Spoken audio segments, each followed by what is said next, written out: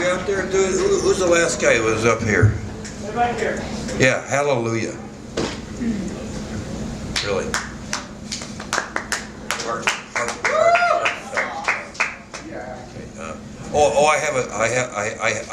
I have a joke.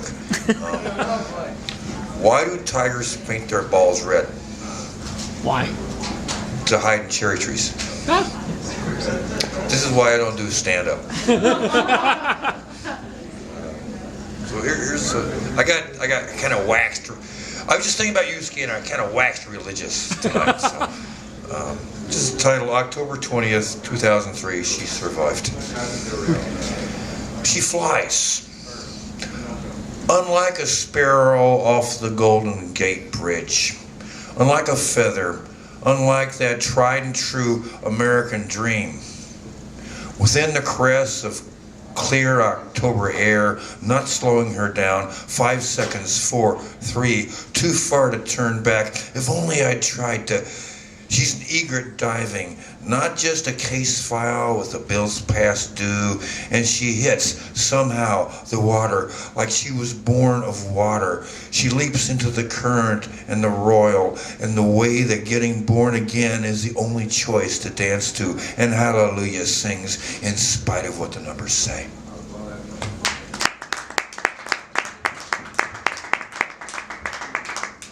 I kind of forgot to eat, and I drank 3 beers. Liquid dinner. Yeah. That's why I'm so svelte.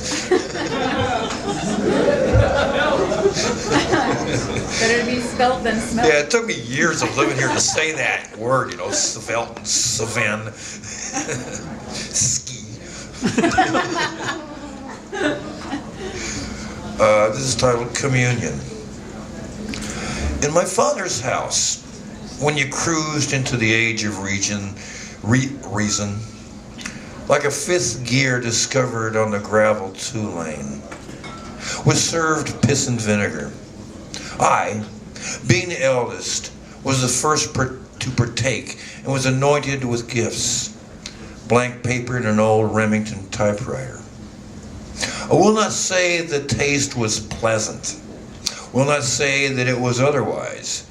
Cannot say what magic drove the engine that a manual transmission perceived as speed. Cannot recall how many ribbons I went through. But these events were so long ago that it happened quickly. The whys and wherefores of sex, the accidental being here, the learning of the code by which words reveal obscure, the right to challenge, fight, and possibly win. The unconditional act of being asked to lead my family in prayer. The privilege of heisting the keys while they look the other way.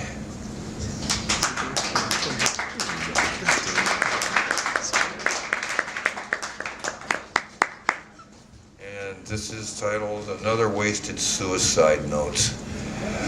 She's dodged the bullet one more time, held the man in black at bay. If she had the strength, she'd turn the record over, but listens through the chunk noise in her head, to silence ringing like a cracked bell in a forest where everyone's in bed for the winter, dead to the world, floating in the afterlife of songs.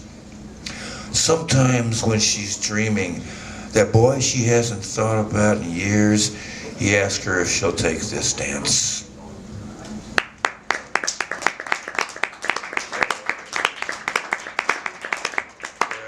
I went and visited my youngest out in Seattle and went to some punk shows, which were a lot of fun, but I wrote this. It's just titled Must Be Homesick. What am I doing messing with these young boys? Stayed out all night. Got myself a good old-fashioned ass whooping.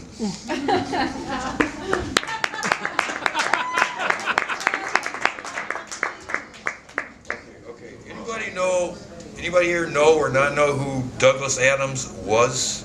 Woo! The Hitchhiker's Guide to the Galaxy, okay? And How to Fly. I'm not going to tell you, but you listen close, you'll get it.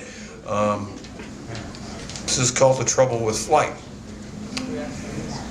The trouble with flight is a lack of road signs. You might suspect that getting up there in the first place would present the greatest hurdle, but have you ever seriously tried? Not many people have. I've checked with the Office of Records. Oh sure, lots of folks jump off bridges, cliffs, shoot an extra gram or two a smack, but they all think, oh, someone will catch them at the last dramatic second. Just ask any ER nurse or medic on a battlefield, any combat zone, take your pick, and they'll tell you that nobody who landed safe had their wings unfurled as if they were soaring. Even those who've read the Bible or its modern day equivalent profess that it's based on faith, not works, and what works is beyond understanding. So what's to figure out? Someday you fly. When Douglas Adams, for the 10,000th time, threw his body at the ground and finally missed, perhaps he thought, whoa, that was easy, while flapping his arms through the sky and viewing the world he left behind, the world he'd only begun to miss. Could be, he muttered, this is a nice place to visit, but the good book don't say crap about getting back. Not unless you're family. And then, of course, it's all innuendo, an inside joke. I stand corrected.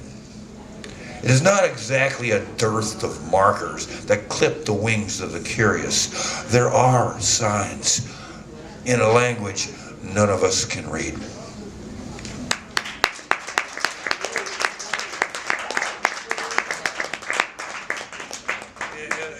And speaking of biting the dust, if I could make one promise to you, it would be this: that at my funeral there will be live music. But I'm certain I won't get the last word edgewise or even prone concerning my farewell. All the same, you are invited. It will be a potluck affair. Cook something from your homeland. Bring some little inside joke we've shared. Bring your voice, for my own shall be an echo.